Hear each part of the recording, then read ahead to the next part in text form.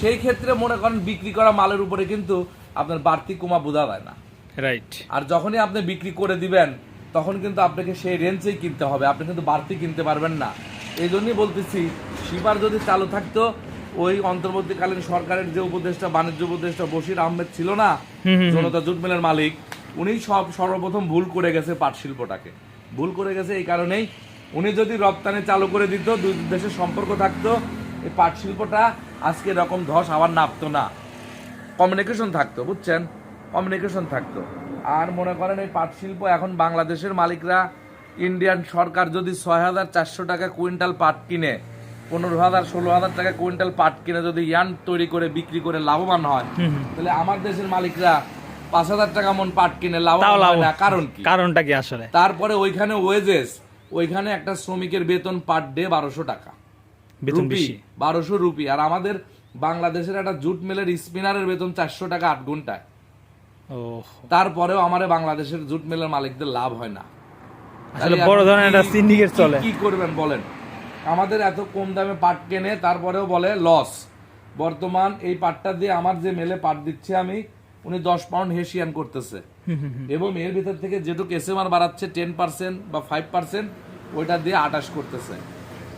বর্তমান লোকাল মার্কেটে 28-এর দাম আছে 141 টাকা। এই সুতা 10 সিঙ্গেল সুতাটা কয়েকদিন আগে 75 টাকা বাজার হয়েছিল, যখন 5600 টাকা পাট ছিল। এখন সেই সুতার দাম আবার কমে গেছে, 72-70 টাকা চলে আসছে। পাটের দাম 200-300 টাকা কম, ওদিক সুতার দামও আবার 200-300 টাকা কমে গেছে। আমি কিন্তু আপনার লোকাল মার্কেটের কথা বলতেছি। এক্সপোর্ট মনে করেন আপনার যেটা আকিস, করিম, জনতা, আহাদ, আয়ান, সুপার, এরা এক্সপোর্ট করে, এরা তো ডলারে বিক্রি করা আছে। যেমন আকিজের মে পর্যন্ত অর্ডার নেওয়া আছে, এখন মনে করেন মে পর্যন্ত অর্ডার নেওয়া আছে, বাজার কমলেও তাকে দিতে হবে, বাজার বাড়লেও তাকে দিতে হবে, রাইট। তো এখন বিষয়টা হয়েছে এরকম মেল তো আর সবাই না, আমি ছোট মেলের কথা বলতেছি, যেহেতু আমি যে মেলে ব্যবসা করি সেই মেলের কথাই বললাম। ওরা 10 সিঙ্গেল সুতাটা করে এটা দিয়ে। এখন মনে করেন 10 সিঙ্গেল সুতার মার্কেট হচ্ছে আপনার নারায়ণগঞ্জ, মুড়াপাড়া। ম্যাক্সিমাম বায়ার ওইখান থেকেই সুতা কেনে, ওইখানে কারখানা ওদের বস্তা তৈরি করে, ওরা ফুডে বস্তা সাপ্লাই করে। আচ্ছা, গভর্নমেন্ট ফুডের যে রেট দেয় সেই রেট অনুপাতে ওরা 10 সিঙ্গেল সুতার মনে করেন অর্ডার দেয়। তো এখন বিশেষ করে আমাদের যেহেতু নতুন সরকার আসছে, জনাব তারেক রহমান প্রধানমন্ত্রী হয়েছে, আমরা তার কাছে একটাই দাবি জানাবো, বাংলাদেশ যেন ভারতের সঙ্গে সুসম্পর্ক গড়ে তোলে। এই যে কিছু কিছু শ্রেণী ঢাকা না দিল্লি, ঢাকা না দিল্লি, এখন কালকের খবরে দেখতেছি ভারতের কাছে জ্বালানির সহায়তা চাচ্ছে এই সরকার। অবশ্যই এটা তো আসলে এটা দেখেন, রাজনীতিক ক্ষেত্র আলাদা, আর হচ্ছে বাণিজ্যিক ক্ষেত্রটা টোটালি আলাদা।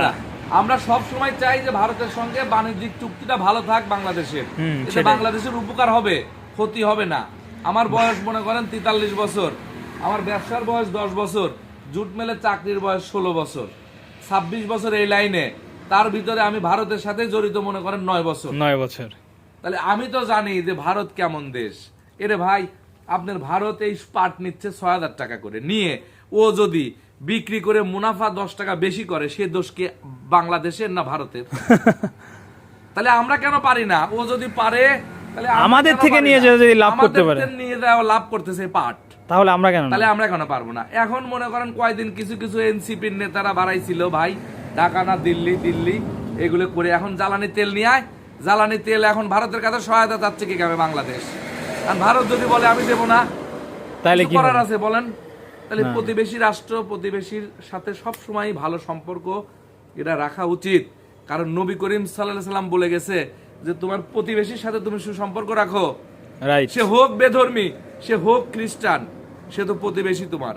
প্রতিবেশীর হক তুমি আগে আদায় করো।